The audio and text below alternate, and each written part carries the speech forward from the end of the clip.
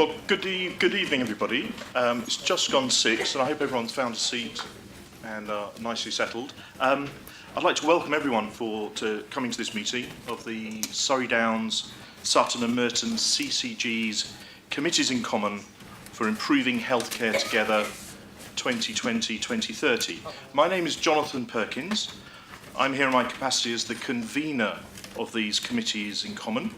Just to explain, I'm not the chairman and I'm not a member of this committee in common because I'm not part of any of the individual committees around the table. My role is as a facilitator to help the meeting follow the agenda and, as far as possible, to reach consensus on the matters under consideration. And before we move on to the agenda, I'd like to welcome members of the public to the meeting and outline some important guidelines about the meeting. So first of all, this is a meeting being held in public. It is not a public meeting. It's important that the members of the committees around the table are able to consider the key issues carefully and without interruption. We've set aside 25 minutes at the end of the agenda for questions and comments, and the programme team have asked that all questions be submitted at least 24 hours prior to this meeting.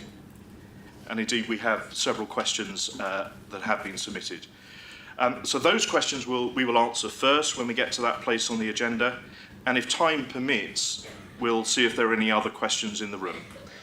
We'll do our best to answer all questions this evening. But if we can't, then there's plenty of opportunity for you to engage in the process going forward when you'll be able to express your views. Now, this meeting is being filmed and we've placed signs on the door, so I hope everyone understands that and is comfortable about that. And because it's being filmed, and the film will be available online after the meeting via a link on all three of the CCG's websites, we're going to ask, please, that members of the public do not film or record this meeting. So I'd be grateful if you could put your camera away for the course of the meeting. Very often, the films that are taken at these meetings either don't appear or don't appear for a month or more after the meeting, which is why we like to film them at the time. The film of this meeting will appear on the CCG's website. Can I ask when we will have that up? Sure, so I think we can do that within a couple of days. We'll have to check with the sound crew how quick we can get the tape transferred onto the website, but certainly we can give a commitment to that early next week. I can't give you a specific date because I'm not a technician, but we will publicise when that is available, and certainly within the maximum of a week. Your performance is not reliable. Previous recordings have made questions from the public inaudible and the answers inaudible and have not been put in minutes. That's why we like to film ourselves, so that we've got a record. What possible objection could you have to us having an identical record to the one you claim you're going to make? We are recording this meeting. Yeah, you said that. We are recording this meeting. It will be on the website. I'd be most grateful if you could please... What possible objection can you have to us making an identical record to the one you're saying you're going to make? And very often don't. Well, this is the first time this is the first time these committee in common meetings have occurred. Therefore, this is the first time these committees... This is the first time that you've made mistakes with these recordings. This is the first time these committees in common have occurred. This is the first meeting of this committees. Therefore, I can't comment on anything that might have happened with any other committee in the past. We have made a commitment, which you've clearly heard, that the film will go on the website early next week. At every meeting, and it's not been honoured. This won't be edited either. Our film will not be edited either. Oh, really? Promise? So will we have microphones when we ask questions?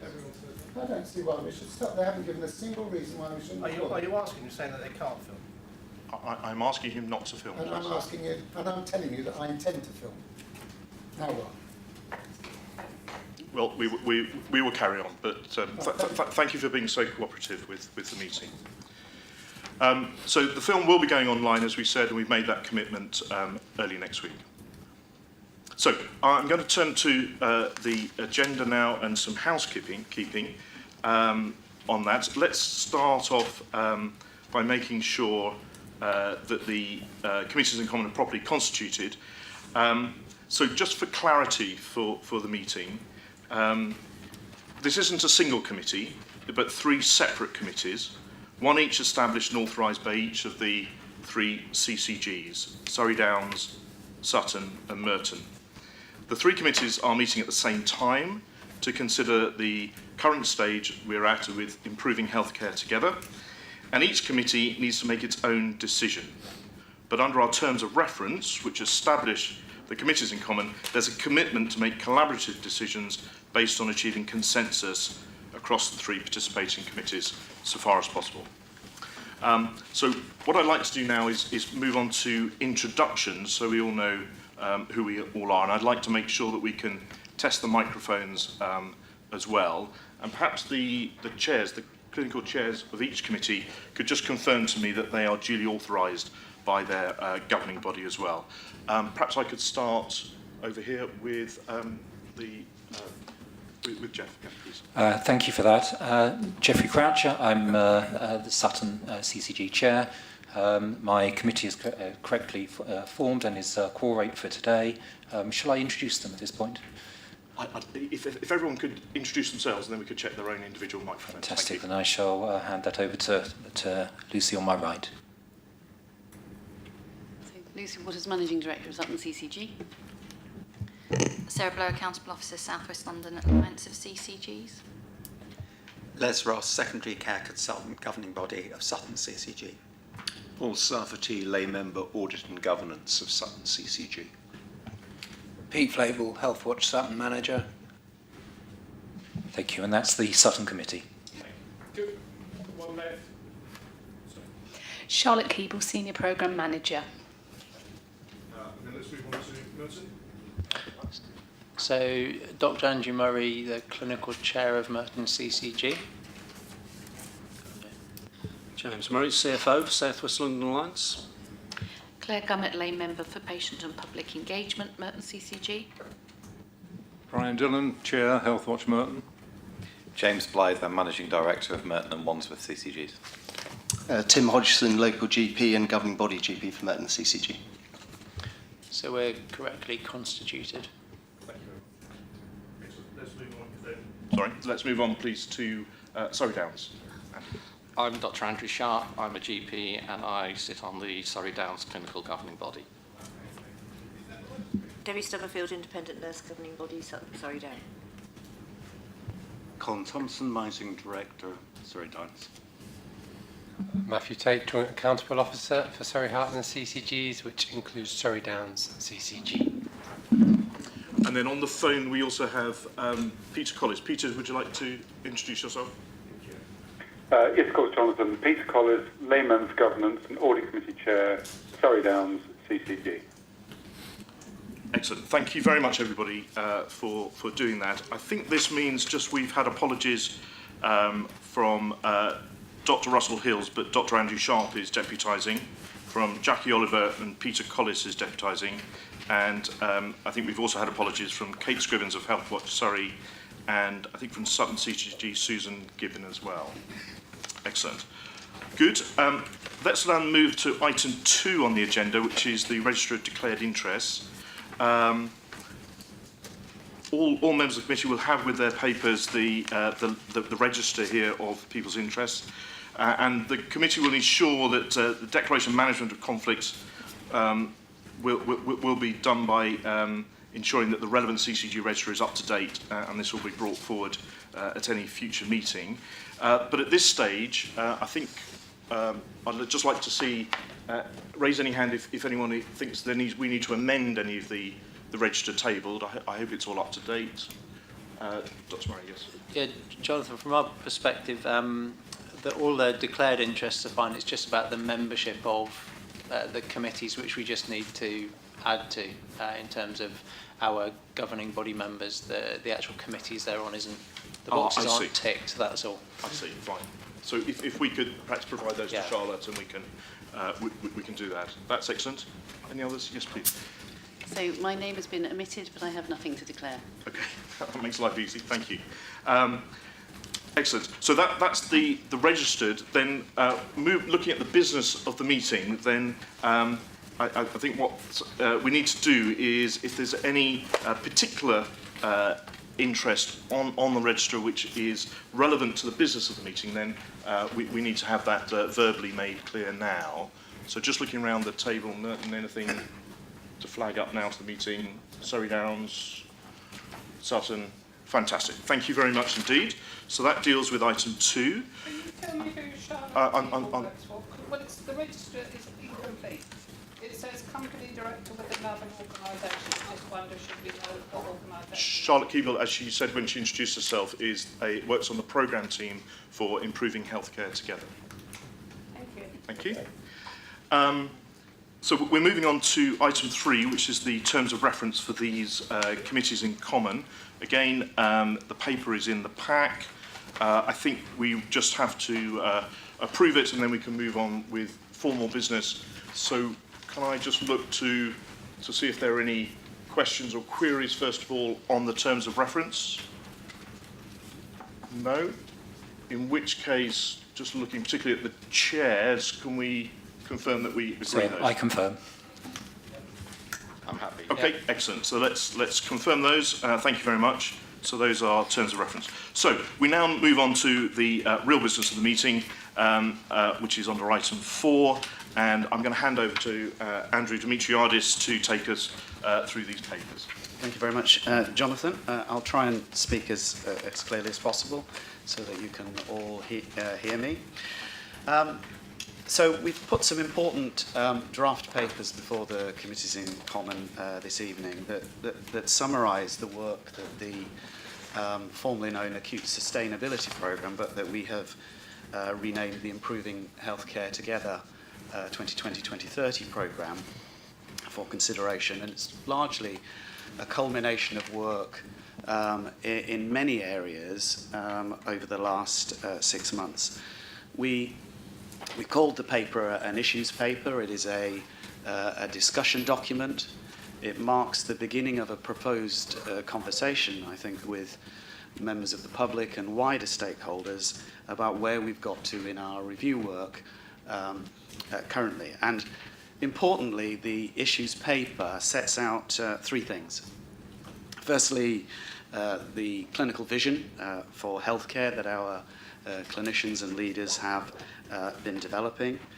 Secondly, some of the key challenges that we face locally and into the future. And then thirdly, where I think there will be of particular interest, and of course it's ultimately where we want to, I think, arrive at with the programme, which is some idea really and some reflections to begin a debate with the public about the potential solutions to the challenges that have been identified. So in summary, the issues paper deals with those 3 specific elements. The programme board, which has been leading the work that we constituted in December of this year, and which was supported by the governing bodies in January, has initiated a number of important work streams to develop our thinking. And perhaps the most crucial of those groups or fora really for developing our thinking has been the role of the clinical advisory group that we established to support the work. And that's largely a partnership between local GPs, led by the 3 clinical chairs of the CCGs, but working in partnership with hospital doctors from Epsom and St Helier, and focused on trying to develop a consensus about what may be some of the potential solutions to the challenges that we've recognised and that we took on board very seriously when Epsom and St Helier set out its strategic outline case in October of last year, and that they took to their governing body, their trust board, in December of last year. So we think it's a really, really important approach that we involve our clinicians in looking at all aspects really of what the potential challenges, opportunities and solutions are into the future. And just a reminder, I think, about those challenges, because they guide all our thinking, I think, and our work. Those challenges that the Trust set out, Epsom and St Helier last year, were focused on how we might in the future address some of the key clinical quality standards across a number of major acute services, and in particular the identified challenge that they have in terms of their current shortage of consultant workforce in both accident and emergency and in acute medicine. And from the work that the Trust did with the other trusts in South West London to self-assess themselves against a number of standards that CCGs have adopted, it was clear from that work that Epsom and St Helier has and continues to have a marked problem that is different from the other acute hospitals in terms of their current shortage of a number of consultants in emergency medicine and acute medicine. The second challenge, and I think this has been well rehearsed, and it's one I think all three CCG governing bodies and the wider public recognise, which is that there is a challenge about how we can in the future ensure that the buildings that Epsom and St Helier deliver care from are fit for purpose. And of course many of the buildings that Epsom and St Helier currently operate from within are not designed for modern healthcare. And we need to address in the future that Epsom and St Helier has an estate that can provide the very best environment for patient care. And then the third challenge, which we acknowledged, and we are continuing to look at as part of the programme together with the Trust, is the financial challenge, which Epsom and St Helier is not alone, I think, within the NHS landscape at the moment, where providers are, I think, struggling with the financial pressures of a significant constrained financial envelope. But we need to find a way, I think, to help the Trust address the growing underlying financial deficit, which will, we believe, continue to deteriorate over time if we do nothing. So I think against this background, the issues paper sets out the future challenges and ambitions of the CCGs.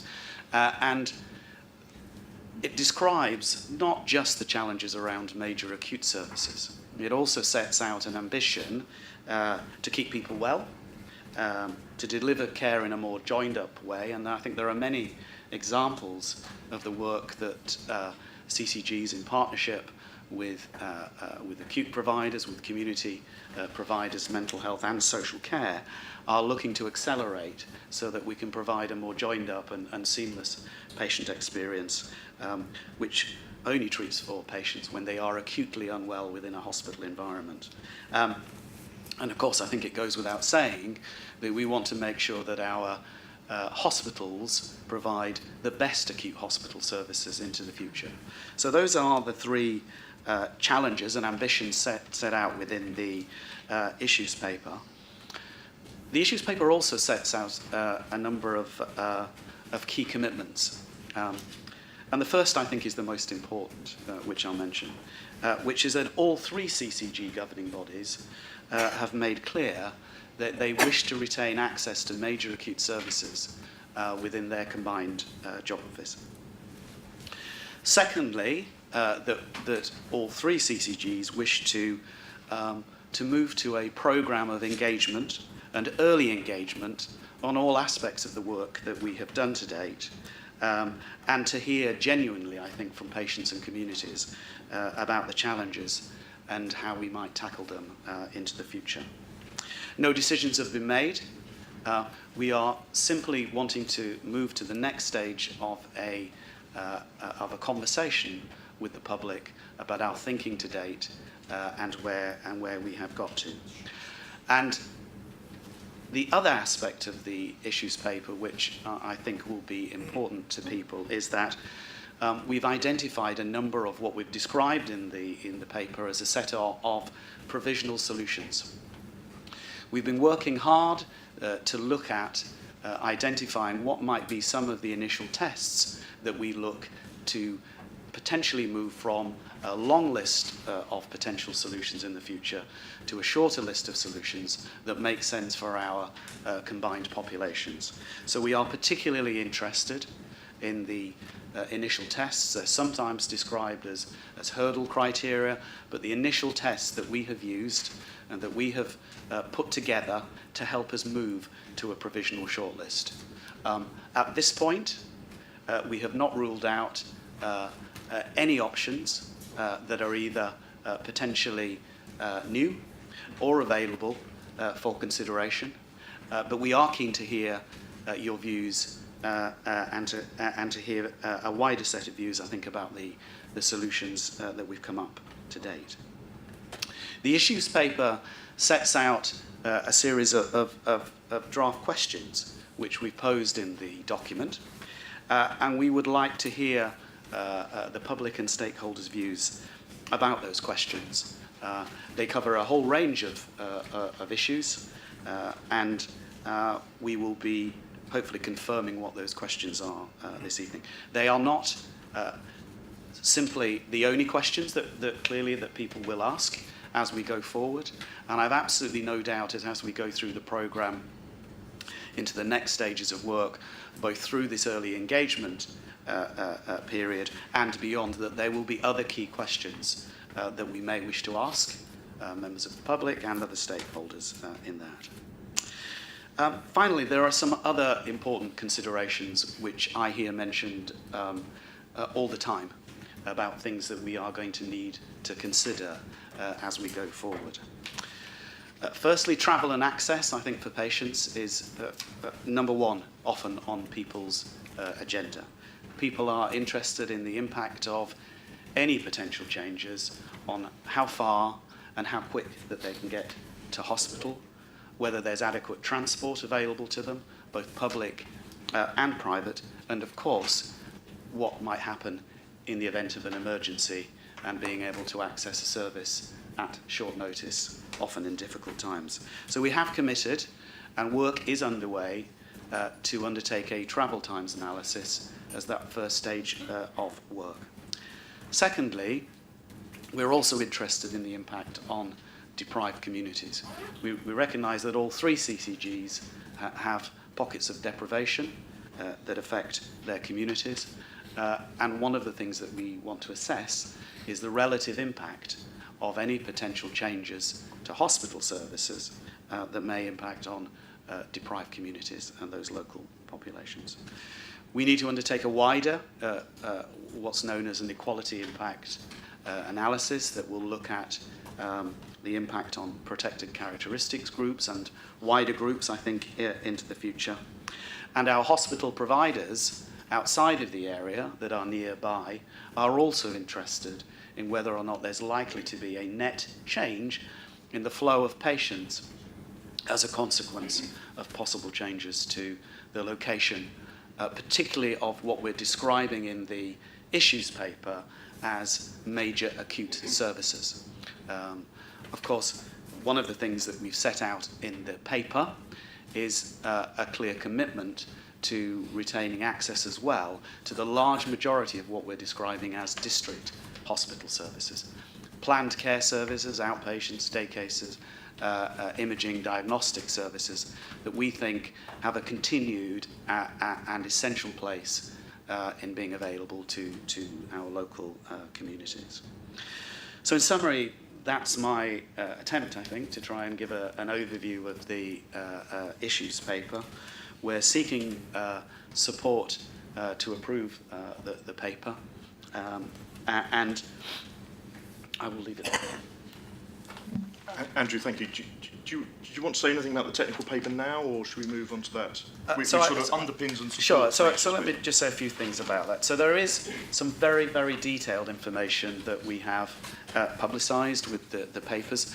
They are absolutely the working papers of the programme, and they represent the cumulative knowledge and thinking to date in relation to both the case for change, the description of the emerging clinical model, and the framework that we have used to develop potential solutions. And I think our commitment to making all of our working material available is very, very important. I'll say one thing about it, Jonathan, if I may. The annex is at a point in time. So there's absolutely no doubt that the case for change will develop and needs to be refined in the context of the feedback that we get through the engagement work, and that there are some significant issues that we will need to address, and indeed I think we will be challenged upon in relation to the development of a number of different services in the clinical model. And the only way that we can have a proper debate about that is to have the debate, I think, with the public, with our clinicians as we go forward. So they are at a point in time, but we've laid those and put those out into the public domain. Thank you. Andrew, thanks very much. So for the moment, we're looking at, on item 4, the papers A and B, the issues paper, and then the technical annex to the issues paper. Perhaps if I can open up our discussion, maybe I could ask the clinicians on the committees to give their views first. So maybe Dr. Crouch, you would go first. Thank you for that. I think it's really important we find a way to ensure the very best healthcare for all our population. I think it's also essential that we make sure that we include as much of the public voice in doing so. I think the Improving Healthcare document does that. It's our best attempt to do that, and I think it reflects where we need to be at this point.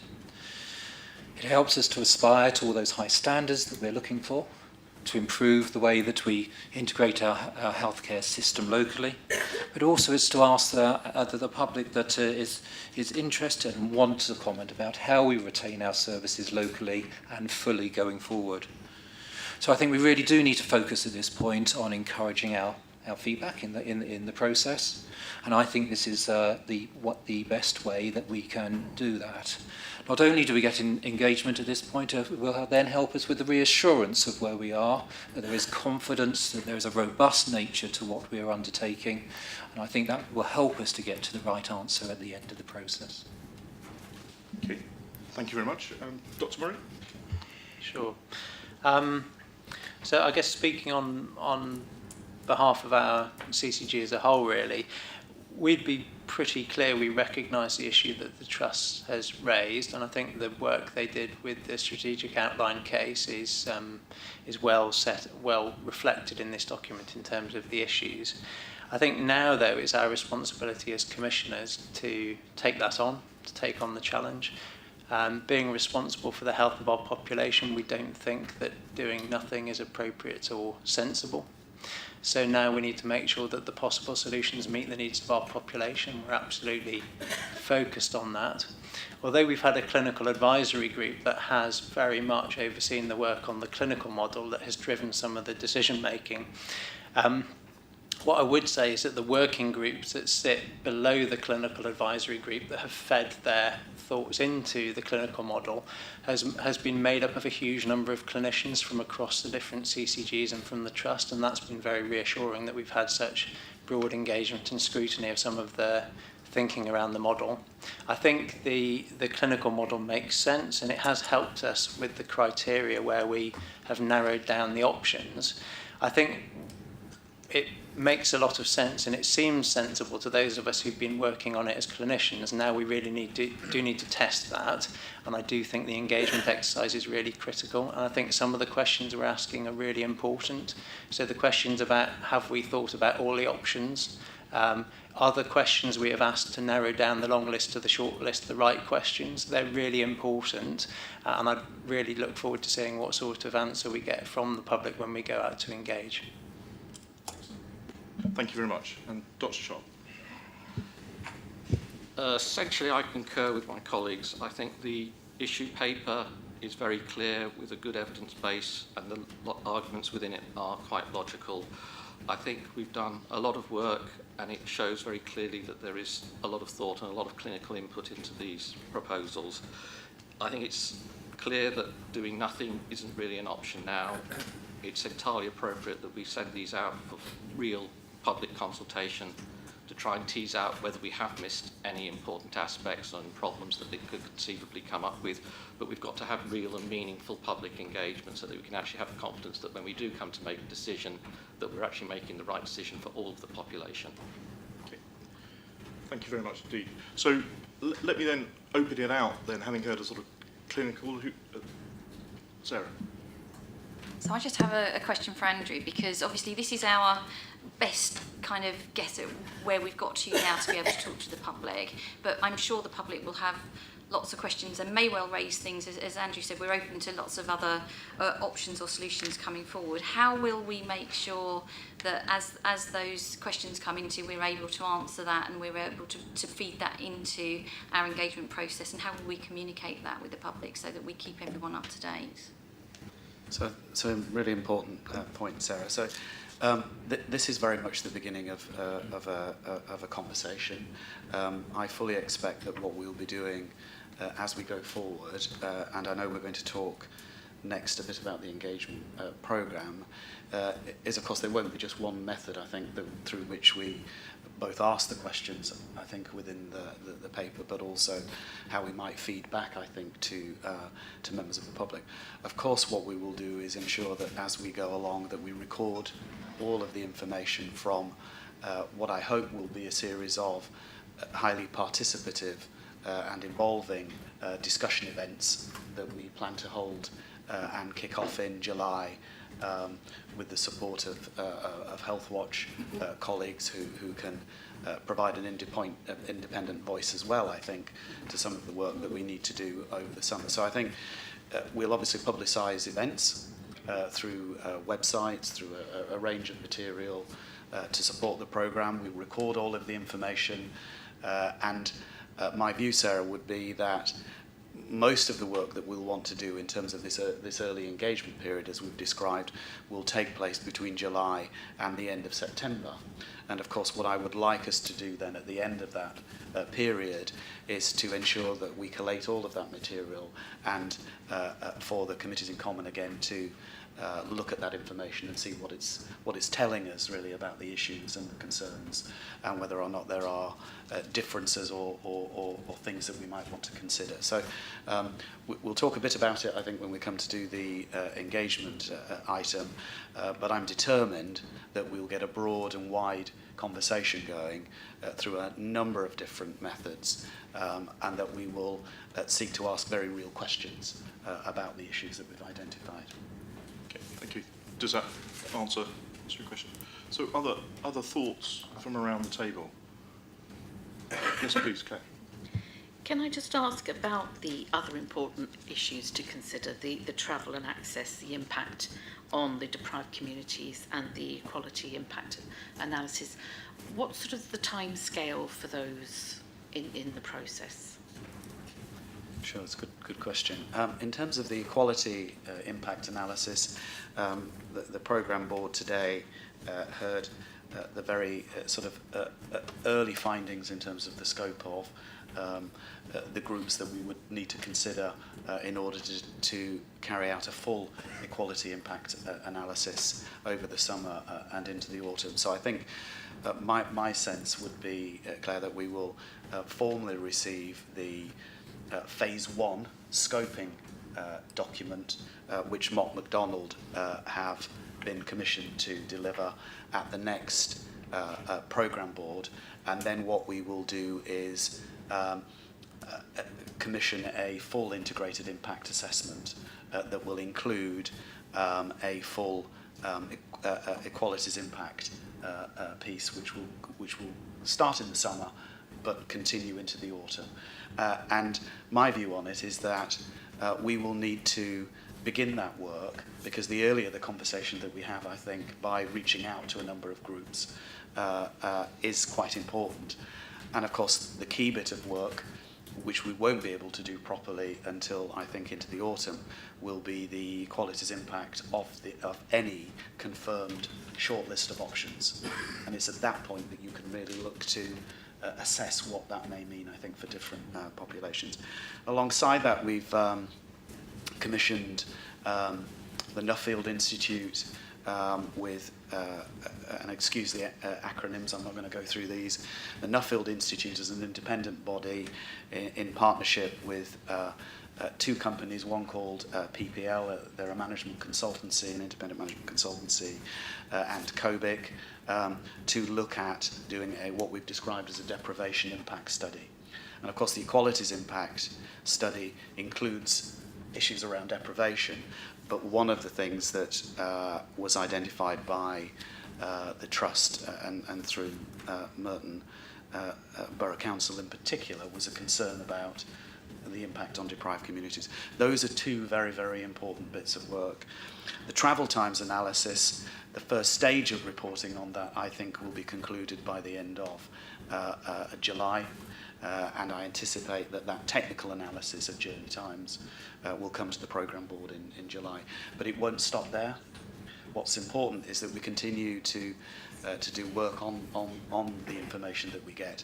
And I know certainly through the conversations we've had through David as David Williams as chair of the stakeholder reference group, there are many areas of interest, I think, that the public and stakeholders will be keen to look at.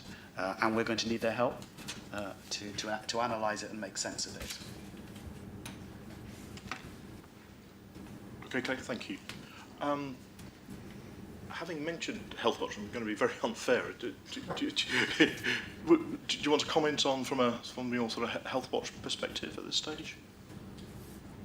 I suppose all we can say is that we don't have a huge amount of information around public opinion, though we have already done in Sutton a piece of work around people's views around this issue, and we know it's a very strong. There are a lot of very strong opinions about this particular issue, as you can see from the room today. Absolutely. Yeah. I think it's very important that this is done to the highest level, and that the engagement is done across all groups and areas to ensure that there's a massive body of evidence that proves that whatever comes out of this consultation is not only based on a clinical model that works, but is also based around ensuring that people's views have had influence on that decision making, because people are very cynical. This has been running on now for 20 years, you could argue, around discussions around this. People are starting to get quite weary of consultation, and we need to ensure that we don't have people who become apathetic about this and then they really engage. I mean, that's the only point I can make, I think. Yeah, and I think it's really important for you, the Health Watch, just to keep the programme board on their toes on that and make sure that they are delivering on that on that to make sure it is really as robust as it can be. So that'd be good. Sorry, Brian, anything more? Yeah, I think our role is to, we're a critical friend, if you like. We want to be objective, common sense into this particular development. But the issues that I've picked up locally, obviously there are access issues, there's transport we've mentioned, there's general access to the services anyway. But my main concern really is to ensure that we get the views of the really hard to reach people in the community. We know we have lobbyists, rightly so, but equally we're interested in surveying the views as far as we can of people. There are closed communities in the borough, in Merton, which we're trying to open it up. That's what Health Watch is trying to do. And the other thing that we have a great interest in, certainly in Merton, is the public health agenda, the information generally, and also education.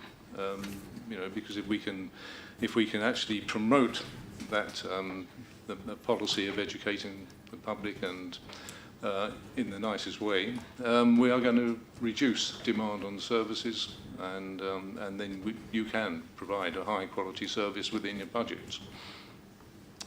That's Health Watch. Thank you, Brian. That's great. So, Debbie, please. Thank you, Jonathan. Just really to build on comments from colleagues around the table around the impact assessment. Surrey's prevalence of people with learning disabilities is obviously will be, I'm sure, Andrew, in your list in terms of very special, especially as that group, that cohort of people ages, in terms of their needs, obviously will need to be considered as part of that. Thank you. I'm sure you already have it within your Thank you, Debbie. Very good point. So, any other sort of questions on this issue papers, technical paper that arose? Sorry, yes, please. I just wanted to ask one thing about the engagement of the staff and healthcare workers working across these sites. These are the guys who are living this day to day alongside patients, and you know, a great motivator to me as a patient would be listening to the consultant that is delivering the care in an A&E department or a clinic or an out-of-date gastroscopy suite or whatever it may be. And it's just really, of course, being very aware of the public view, but also for those healthcare workers, nurses, doctors, HCAs working in these trusts and under what can be very stressful conditions, and just hearing their voice and why they think there should be a change or improvements or alterations made. I think they're a powerful lobby voice. We're very used to hearing senior management or the senior clinicians, but actually it's the day-to-day jobbing doctors, nurses who I think have a valid voice as well.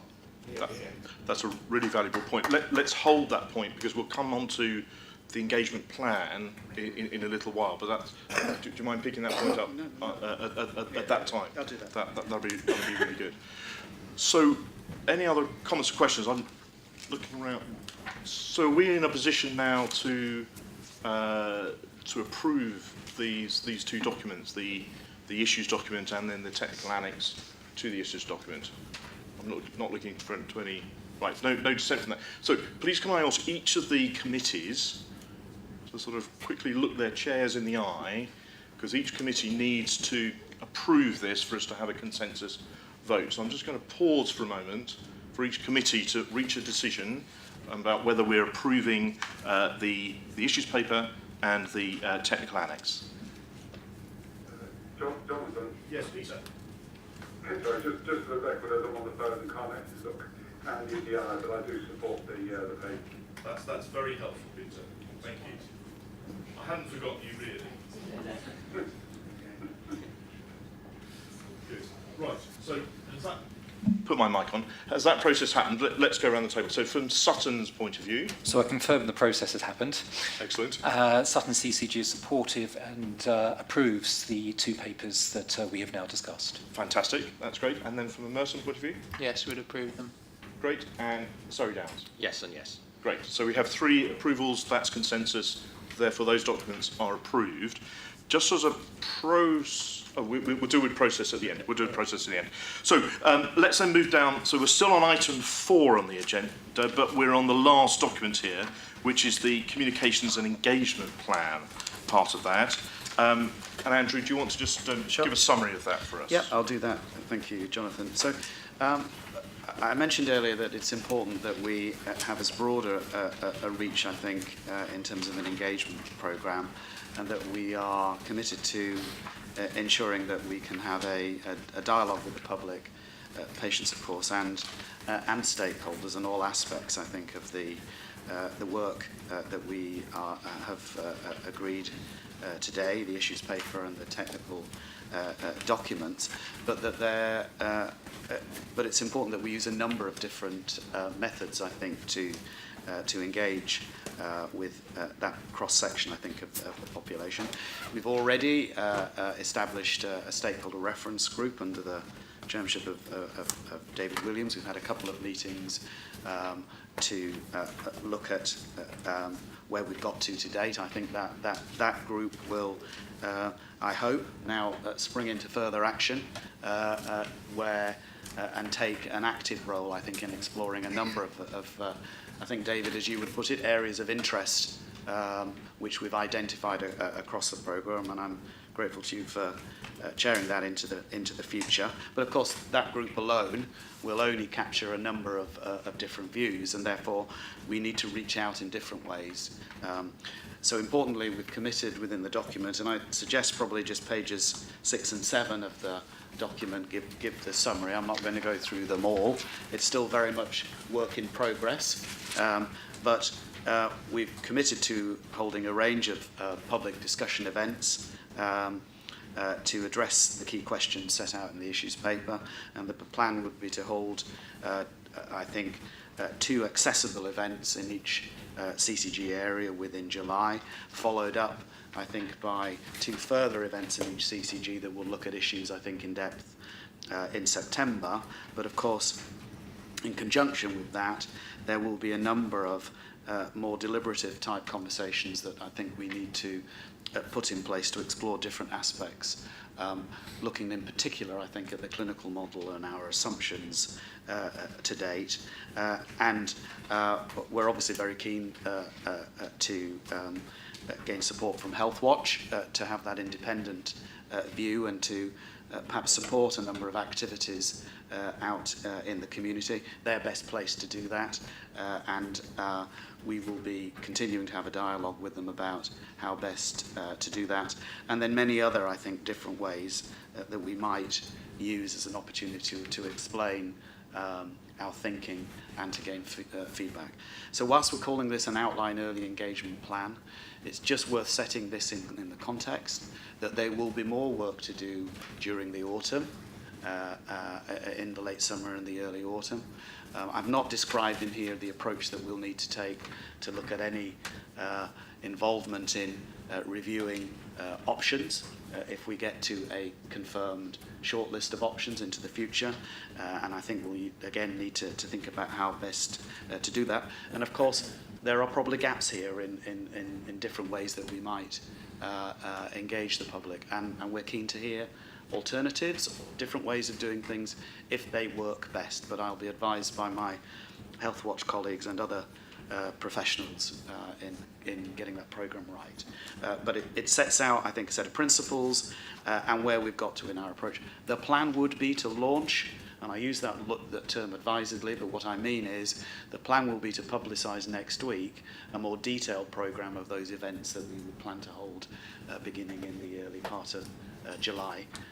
And then as we work going forward, we'll give more detail on that. But I didn't want to jump the gun, Jonathan, if that's okay, tonight with giving people dates for things when it was important that we just make sure the shape of this is right. Okay, that sounds just for the record on that point. When you say plan to publicise next week, so we'll put out onto the website, and through other means where we've got final dates for particularly the discussion events and make those available so that people know when they're happening. Yeah. And we'll give appropriate notice. Although we're very, very keen to start this conversation before people start to go on holiday in August and beyond. And of course, there's never a great time for doing this. But this is important, and it doesn't just stop in September. It will be an ongoing discussion that we will have throughout the rest of this year. Okay, that's very clear. Good. Well, thank you for that. So this approach to engagement communications, again, we've all had the paper, you've all read it. Any comments, questions, Andrew? Yeah, I've got a comment really. I think this is really, really important, and this is quite high level at the moment. So I recognise that it says next steps are detailed engagement work plan. For me, that's really critical because what we're describing at the moment is early engagement, and we've gone out with 7 questions as part of that. And then the next thing that one lists is the immediate pre-consultation phase. So what would be quite helpful was just to have some idea about what sort of further questions or areas we might be exploring before we get to the immediate pre-consultation, because it's clearly not going to be just these 7 questions. There's a lot more work to do, and at the moment that's not very clearly mapped out, is it? No, I think that's true, Andrew. And of course, as I said, I think at the beginning there will be questions in relation to different aspects of the clinical model that people will be interested in.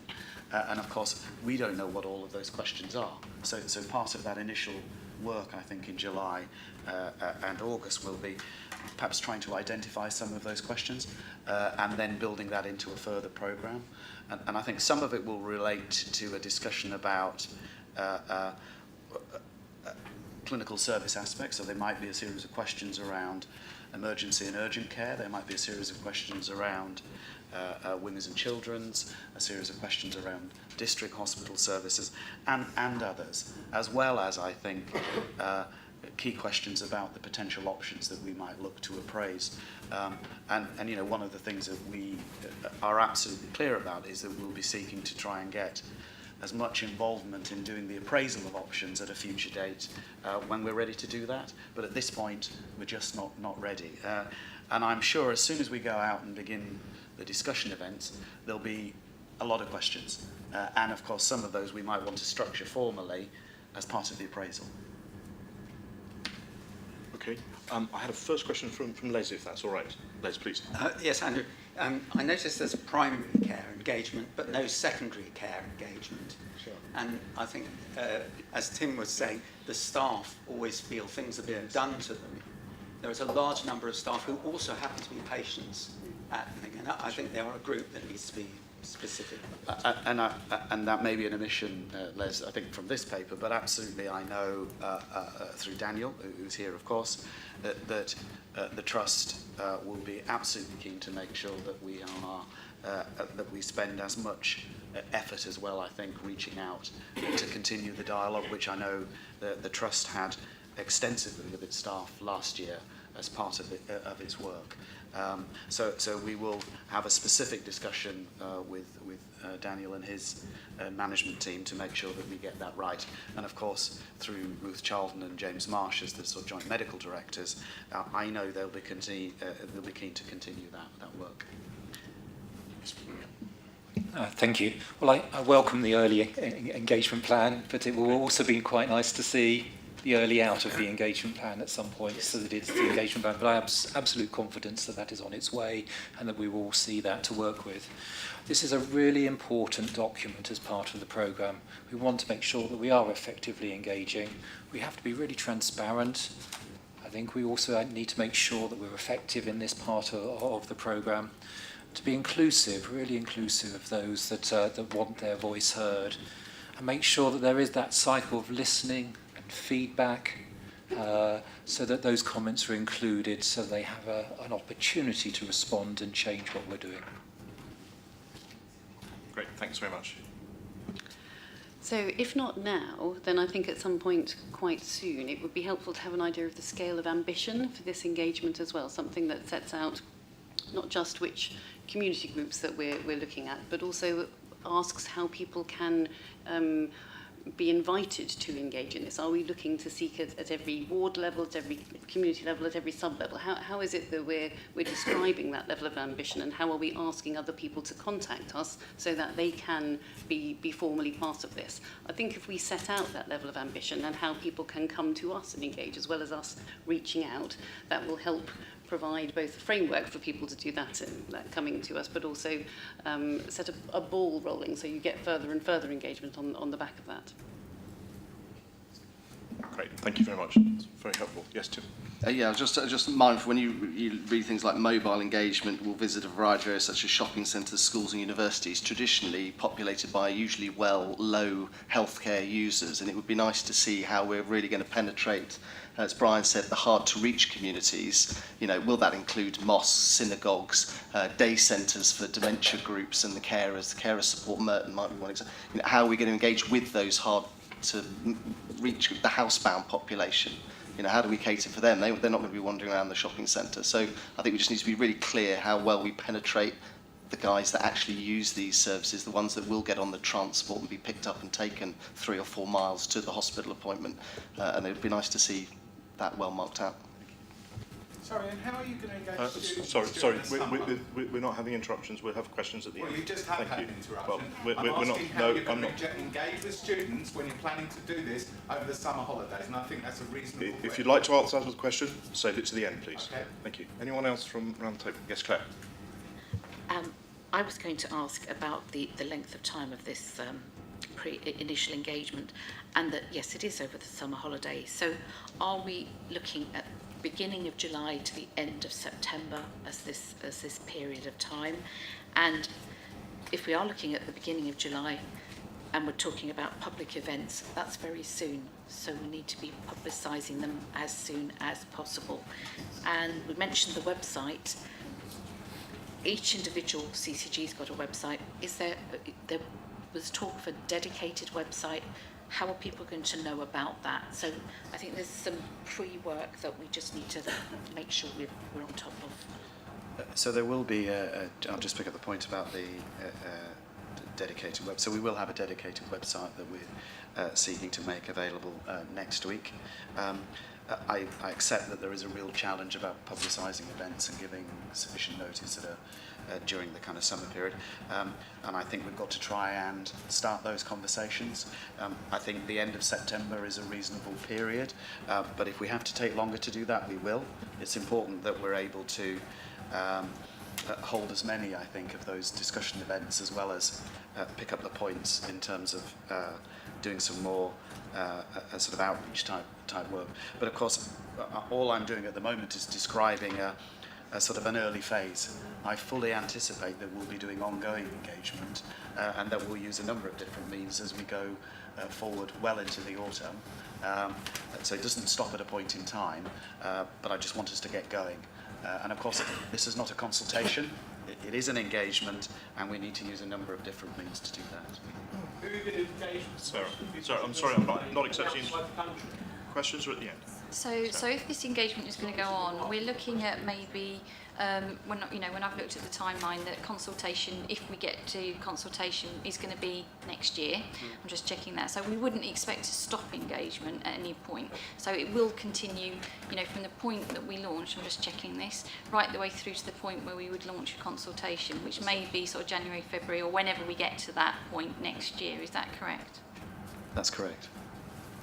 Just to add to that, I guess some of the discussion has been clear that when we come to our future committees in common, possibly at the September, that will be a point to learn and reflect, and then influence the next stage of engagement, and give us a chance to target those where it looks from the feedback or that we haven't quite got the right methodology or to the right group, and it gives us a chance to rethink that and recalibrate how we target it. So that's what I imagine the process we're going to go from there. That's exactly right, Matthew. Thank you.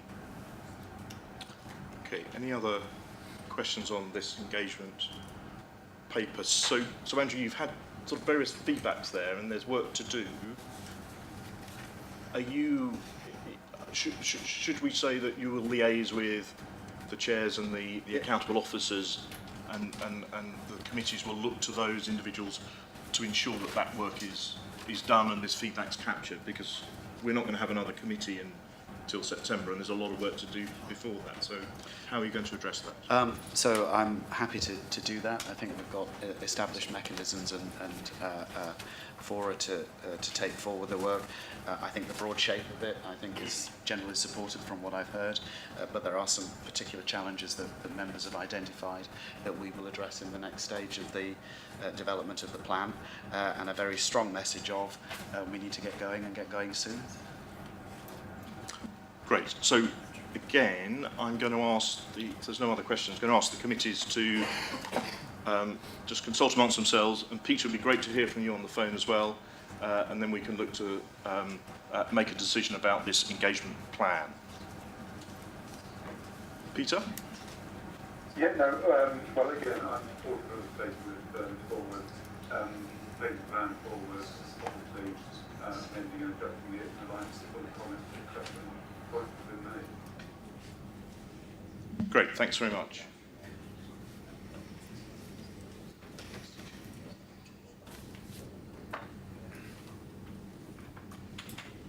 So I'm going to go to Merton first because there was more discussion there.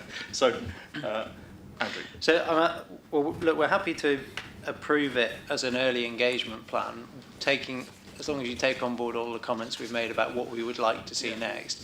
I think I'd also direct you to have a conversation with James as Managing Director for Merton as to how we do make sure we're targeting all the right groups for Merton. So if we can just commit to doing that local thinking about it, that would be really helpful. Very happy to, thank you. Good. And from Sutton, we've, subject to all the comments that have already been made of the committee today, we would want to also just see to give that impression that the engagement is a rolling engagement programme. I think it's really important that we don't see a cut-off at a time where the programme is developing, and I think as long as we have that on board, we will have confidence that those other hard-to-reach groups will have their voice heard. Okay, thank you very much indeed. And we'll happy to make sure as this plan develops that those points, I think, and principles are absolutely made clear about that ongoing programme within it. Okay, and then finally to Surrey Downs. Andrew. Yes, we're happy to proceed, but again, with proviso that all of the comments that we've had in this discussion are actually followed through so that there's real and meaningful engagement.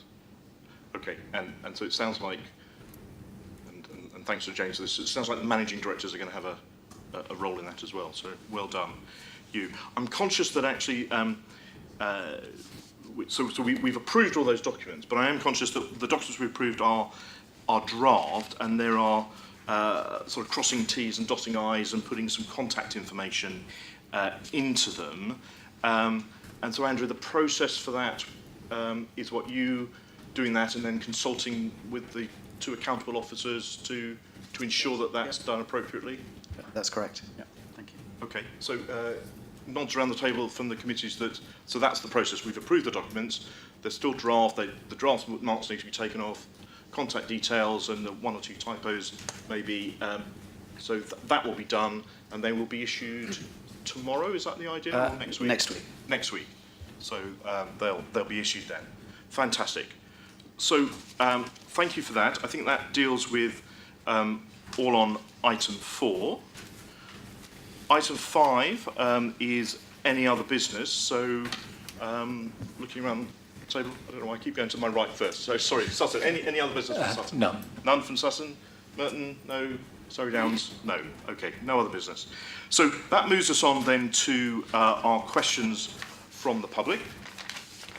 And as I mentioned at the beginning, we have received several prior notice questions. Most of these relate specifically to the business of this evening, but 2 relate to Epsom and St Helier Trust. It's very specific to that. So I'm proposing to answer the first few questions relating to the business of this evening, and then I'm going to invite Daniel Elkeles, who's with us, the Trust Chief Executive, to address those trust-specific questions, if that's all right with you there. Thank you. So the questions I have are first from Mr. Nigel Collin, and he asked the following question.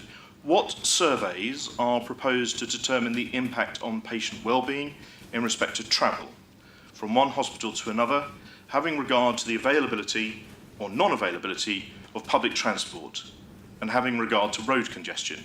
He notes that hospital visits are stressful enough without having the added stress of excess travel. And I think we've already heard this evening, but Surrey Downs, Merton and Sutton clinical commissioning groups take this issue very seriously and recognise the importance of understanding local patient needs in respect to travel time. So in line with best practice, the Improving Healthcare Together programme team has commissioned an independent travel time analysis to be conducted by Mott MacDonald, an independent specialist consultancy in this field. And in addition, we've established as we've heard this evening as well, a stakeholder reference group which will also be considering the matter in some depth. So that's the answer to the first question. The second question I have is from Mr. David Rosen, and it is as follows. Over the past decade, there have been many different schemes developed to improve the efficiency and effectiveness of the Epsom and St Helier Trust. Which of the schemes is currently under consideration, and how confident are you that you can get financing? And the answer to that is as follows. It's true that in recent years, there have been a number of initiatives designed to improve health services in the area covered by Surrey Downs, Sutton and Merton clinical commissioning groups. The challenges, issues and programme described in the documents we've been discussing this evening are the ones that are currently under consideration. In respect to financing, we believe that the right thing to do is to engage with our local communities and seek their views on the best way forward, and only then will we know precisely what finance may be required. But one thing is clear, however, there is a consensus that we must ensure that our local hospitals are clinically sustainable, financially sustainable, and that care is being delivered in buildings which are fit for purpose. So that's the second question. The third question I have is from Valerie Evans, and Mrs. Evans has raised several questions, and so she asks as follows. Which of the local hospitals in Sutton and Merton and Surrey Downs are to close any of their acute facilities? If any closures are planned, or any reduction or relocation of these services, please specify precisely what are the alternative arrangements. To what extent are these under the sustainability and transformation plans imposed upon our local trusts? And Mrs. Evans also goes on to say, or ask rather, and to what extent will the announced increased government funding for the NHS alter these drastic proposals, causing reduction and withdrawal of such services, and what are the timings for achieving this? So in answer to those questions, and to be absolutely clear, the papers that have been discussed this evening indicate that the NHS in the combined geographies of Surrey Downs, Merton and Sutton clinical commissioning groups faces some serious challenges. But the papers do not contain any specific proposals or plans for service change. We have indicated that some changes are likely to be necessary, and over the next few months, we will be engaging with local communities to hear their views about what those changes could be. But the clinical commissioning groups are committed to maintaining major acute services within their combined geographies. No decisions about any changes to services have been made yet, and nobody is imposing any decisions on anyone else. As for the recent government announcement on NHS funding earlier this week, it is of course true that any additional funding is most welcome, but it's not yet clear how or where that money will be allocated. And in any event, we want to engage with our local communities to hear their views on how services should develop in the future. So those are the questions we've had provided to us which are relevant to the business of the meeting. And as I said, there are two questions which were trust-specific, and Mr. David Rosen raised those, and so Daniel Alcalese is nodding, so I think he's happy to answer. Maybe Dave, I don't know whether that is that mic on. That might be very helpful. There we are. So let me just raise the questions, and then Mr. Rosen asks about possible land sales at Epsom General Hospital, and asks specifically which parts of the site may be sold. And he also asks at what stage has this process reached on the disposal, and who needs to approve the sale.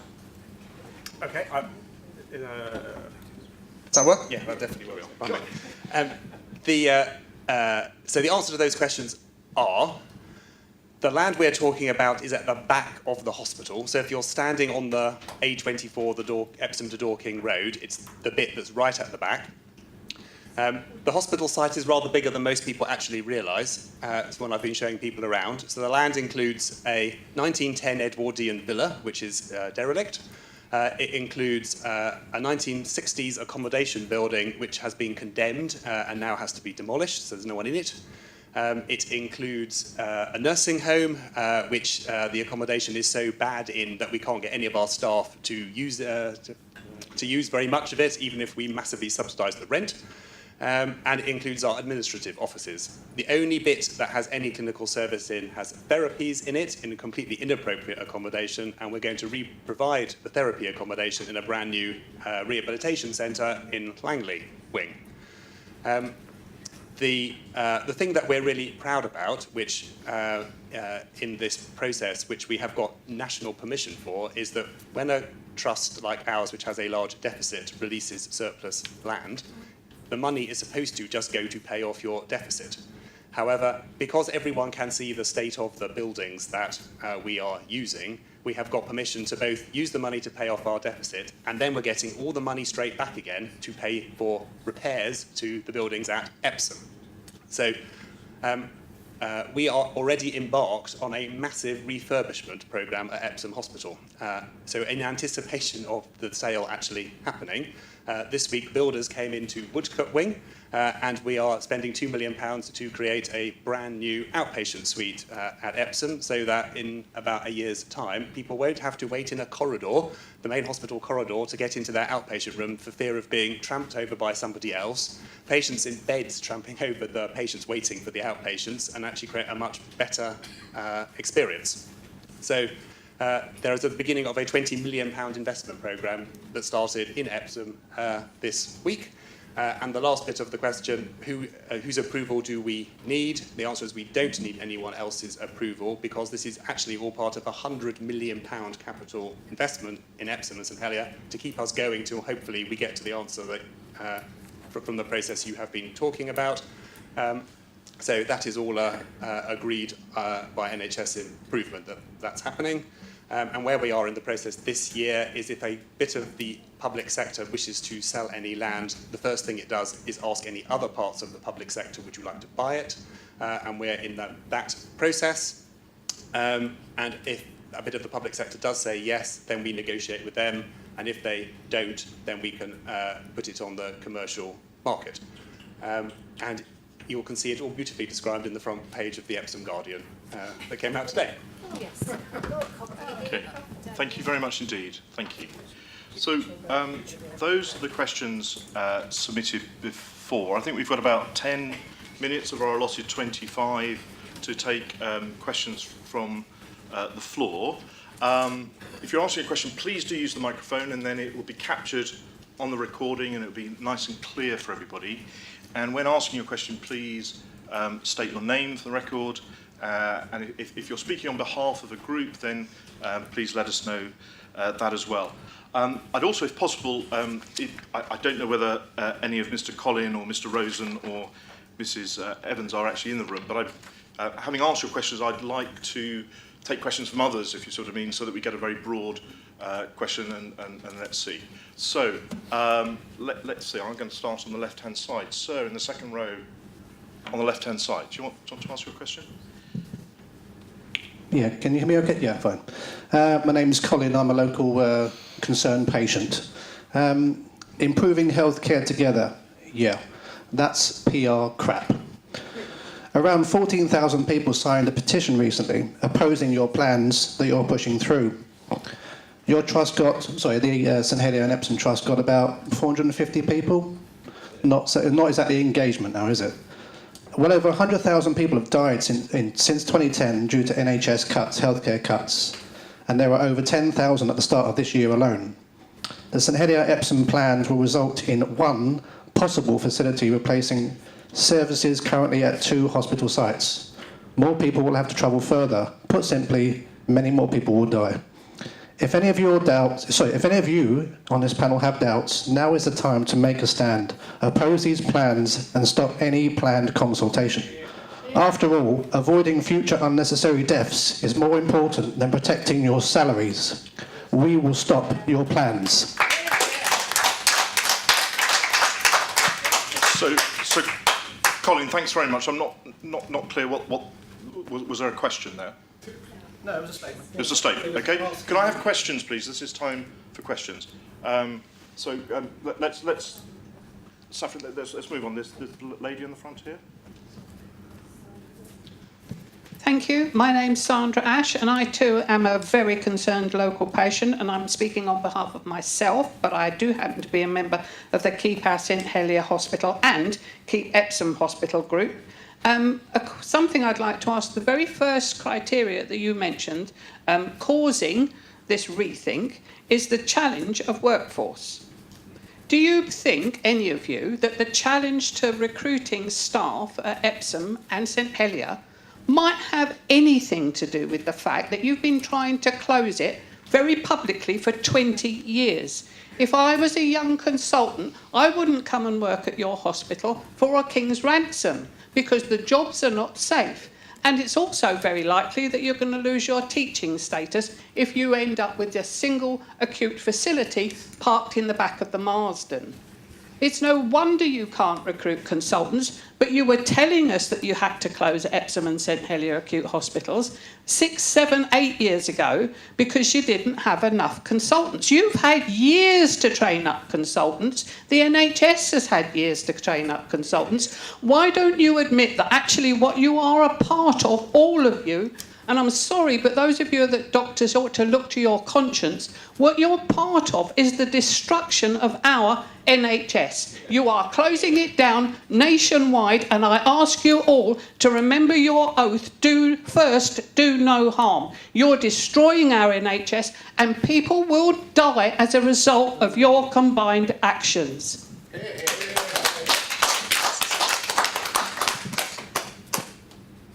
So thank you for that. I think there was a question on recruitment, I think, at the beginning of that, about recruiting consultants. Who would like to, would anyone like to address that, or is that something that we need to hold over? I mean, if the committee is happy, maybe Daniel, could, as the Chief Executive, perhaps that's appropriate for you to answer. Steve doesn't know this group. I was talking to you, not Daniel. I talk to Daniel regularly. I'm asking you. You're the doctors. I'm asking doctors how you feel about knowing people are going to die because of your individual actions, and how are you going to face your children and tell them what you're part of doing to our NHS? You ought to be ashamed of yourself. I'm doing this because I've got children and grandchildren. Look to your own families and see if you think this is a good idea. It's appalling. Okay. Thank you. Well, if you don't want Daniel to answer, then that's fine, and we'll move on to the next question. No, you're in the chair. Answer.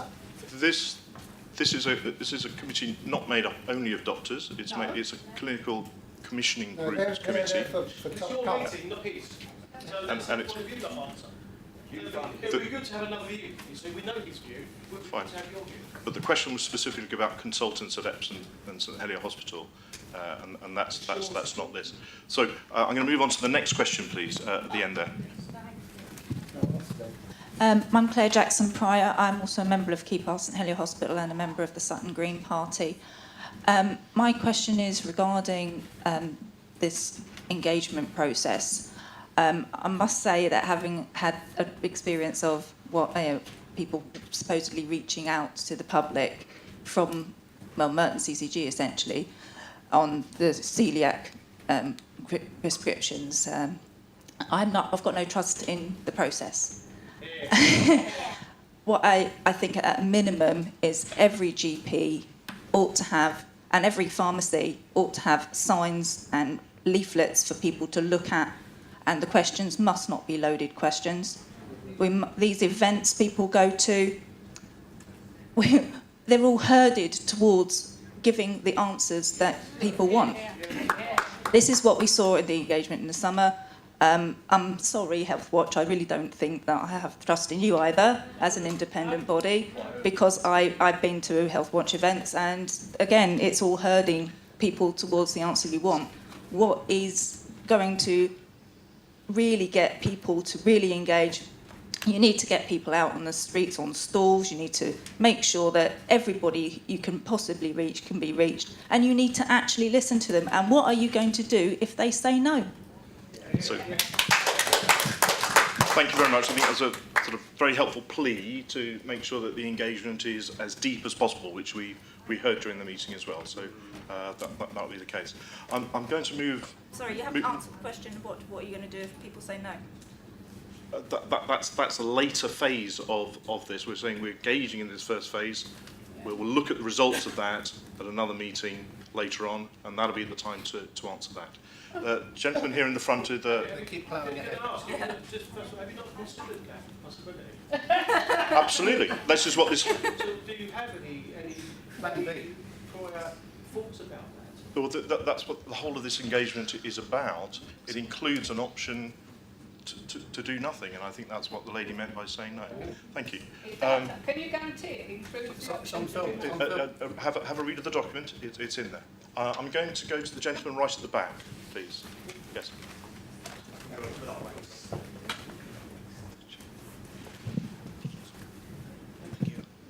Thank you. My name is Dan Ashcroft. Just start by echoing the sentiments about reaching the most marginalised communities. I think that's really, really important. My question is essentially, what will count as a contribution from a member of the public? So will it be just if they answer the 7 questions, or could it be a petition? Could it be a letter? Could it just be a signed piece of paper saying one of the answers to the questions? What is being measured? And what will count in the process before October? So I think it's a good question. So we're happy to take any means really of getting feedback. I'll make this point, and I'll make it very, very clear. This is not a consultation that we're embarking upon. This is an engagement process. If we go to consultation, then we will follow the normal rules that you'd expect around a consultation. Equally, this is not a referendum, and it's not a vote. What we're interested in is as broad a sets of opinion as possible. We recognise that there will be particular views and very deeply held views, many of which clearly are being expressed this evening. Those are important views, but they're not the only views that I've no doubt that we'll encounter as we go through that engagement process. So we're very, very happy to take any form of feedback, email, written, and any suggestions, I guess, on different ways we can do it. And of course, petitions, absolutely. Of course, but we must have presented thousands here, and it wasn't as well received or understood to be as it was supposed to be if we're to take you at your word.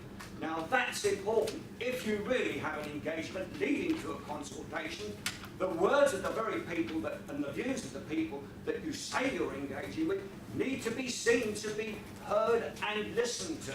And that is not what we've understood so far, which is why we're suspicious and sceptical when we attend these meetings. Are you going to include us at COSH amongst these groups to be consulted with and taken on board? So we're not consulting formally. Engaged with them. So I think it's. You're pushing ahead. So I'm not going to. So we're not. Been made by Stephen Allen Bridges and other politicians within the area.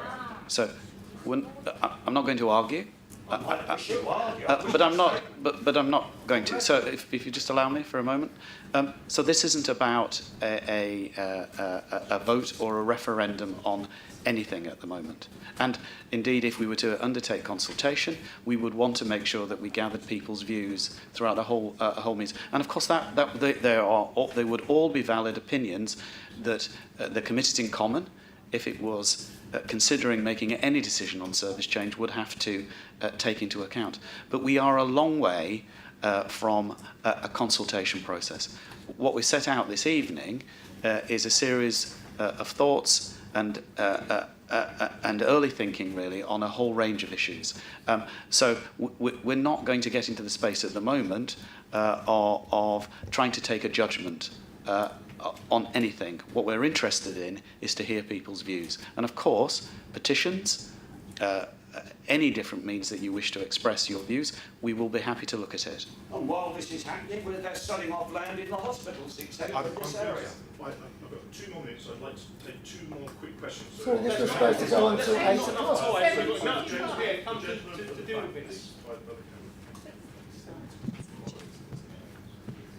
You've got 20 minutes. Thank you. Good evening. I'm Councillor Colin Steers. I'm the chair of Sutton Scrutiny Committee, and the chairs of all the scrutiny committees in South West London are meeting actually in this room next Tuesday to determine who will chair the subcommittee of councillors that are going to look at this. Now, the chairs, the scrutiny committees are totally independent. It's not political, and we can look at anything we want. We have a statutory right to look and question and ask. And I can assure you that councillors, no matter what political party, will be looking and challenging colleagues sitting around the table there, because that's what we've been elected for. We listen to you, we listen to everybody, but we are there to help you and challenge critically what the decisions are likely to be or not be, as the case may be.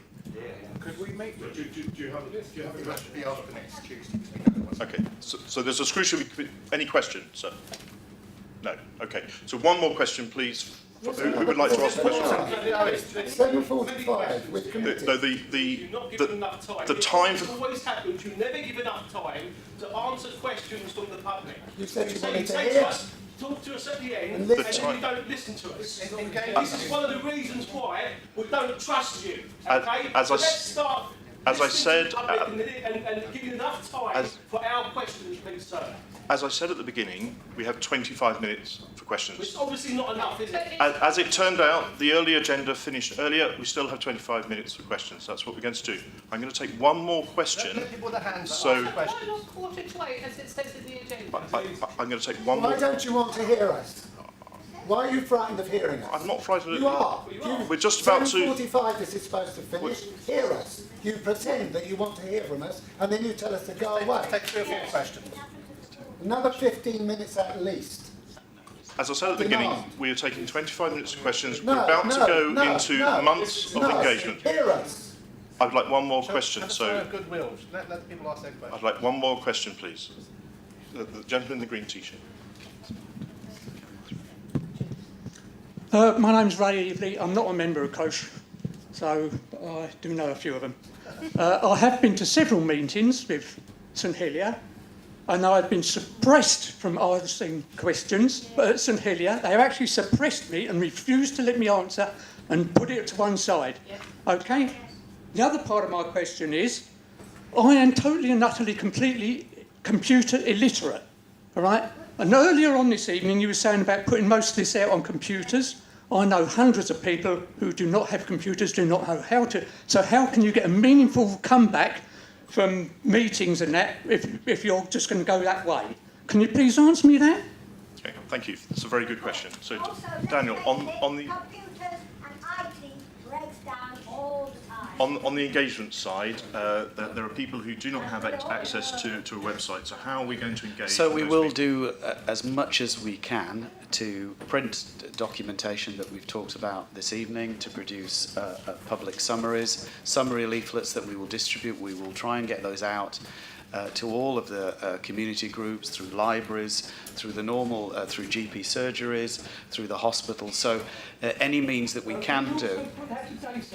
Of course, I completely, and I apologise if you got the impression that we were just going to publicise something on a website. That's just one means, and of course, not everybody has access, as you quite rightly say. So we will do our best to get as widespread a distribution of printed material so that people can see in print what we're proposing this evening. Our record will show you saying you wanted to hear from the public, and if you do not allow us to ask our questions and close the meeting a quarter of an hour before the scheduled time, that will also be made public.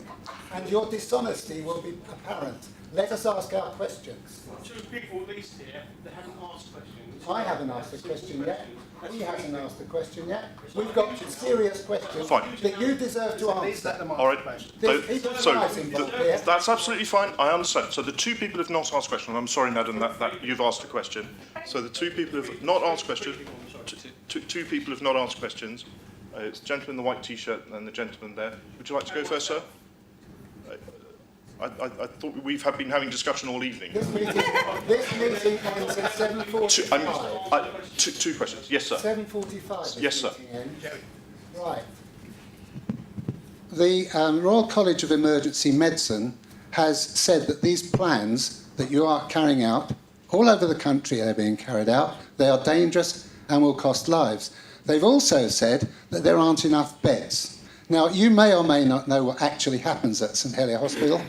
We go there regularly to Daniel's board meetings, and at one of these board meetings, well, before that, they do something to waste time, so there isn't as much time as there might be for questions, and it's called the 15 Steps Challenge.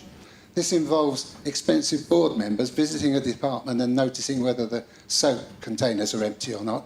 But on this particular morning, they said, we went to A&E this morning, and they had a problem because there were ambulances coming over from St George's who couldn't cope, and they couldn't move people out of A&E because there weren't enough beds. And you're selling land when we need more beds, not fewer.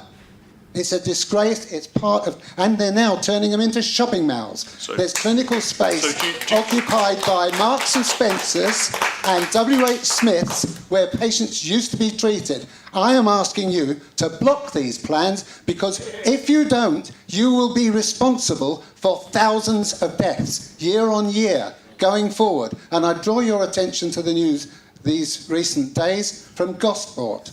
We've got your names. Gosport's coming back to haunt the people responsible 27 years after the first report. Do you have a question? Yes, I do. Are you going to block these plans? These committees have approved an engagement. That's what we're going ahead with. Sir. So you haven't answered my question. Yes or no? Are you going to block these plans? Or are you going to be responsible for deaths? The business of this meeting has approved these plans, which you have a copy of. Sir, last question. Thank you. No, last question. Last question. Last question. Why are you blocking me from answering Terry? You asked me to agree to 2 more questions. That's what I've done. I said 3 people. I said 2 initially. I didn't see my colleague over there. There are 3 people that wanted to ask questions. There's enough time to answer them. So Fine. We'll have one more. Fine. Yes, sir. Thank you, Chair. My question has a number of parts. How much will this engagement, the travel impact analysis, the equality impact analysis, the engagement and then going on to the consultation, how much will that cost to the taxpayer? That's question number 1, because that's on top of the 8 million or so that BSBB cost and a figure of around 5 million that the Hospital Trust collectively have already spent on basically the same plan dressed up in a different name.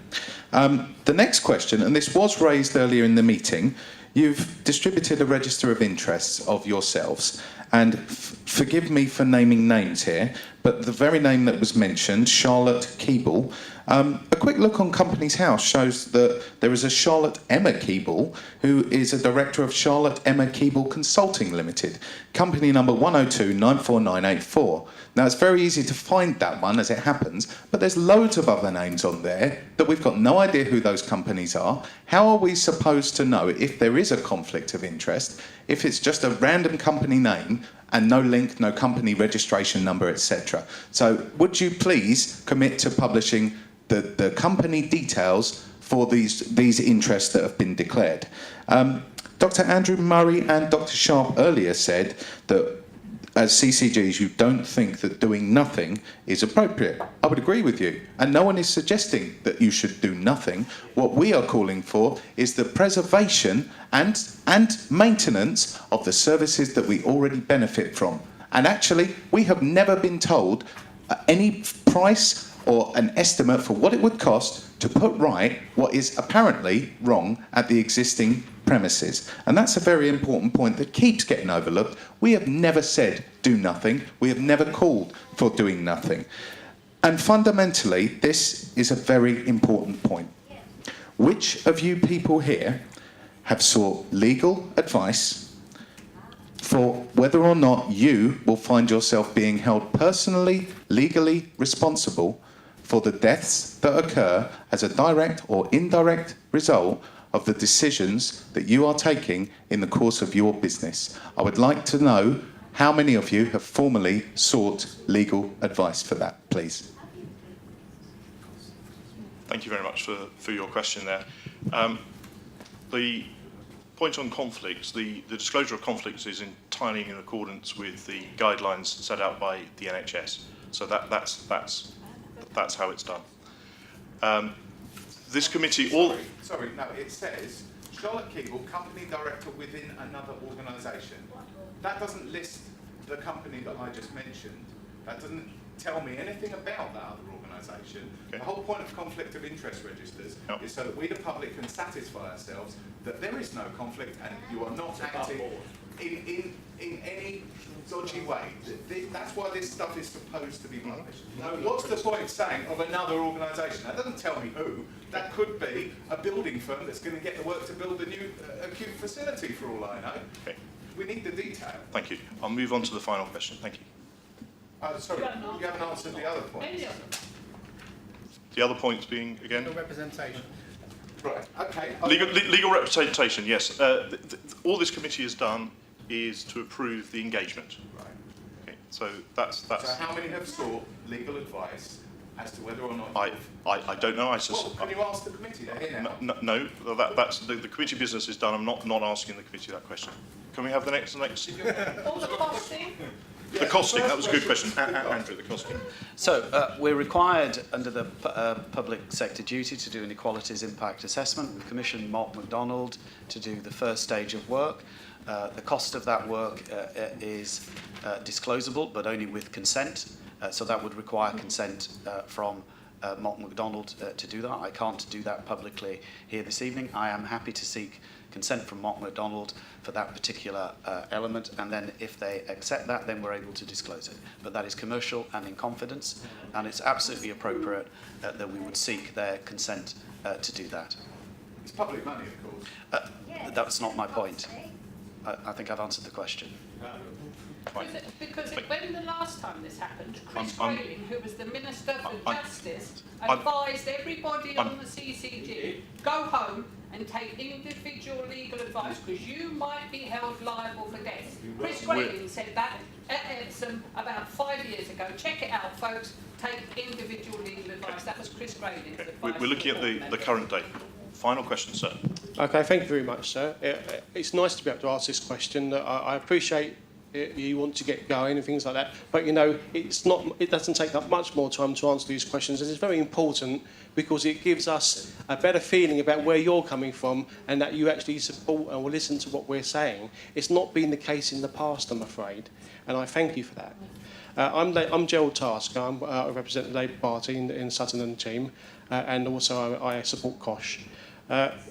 I noticed, and I'm very amiable, they mentioned earlier about conversations with members of the public, and I'm pleased that people are taking that stance. But I have to say that I'm very worried about this because the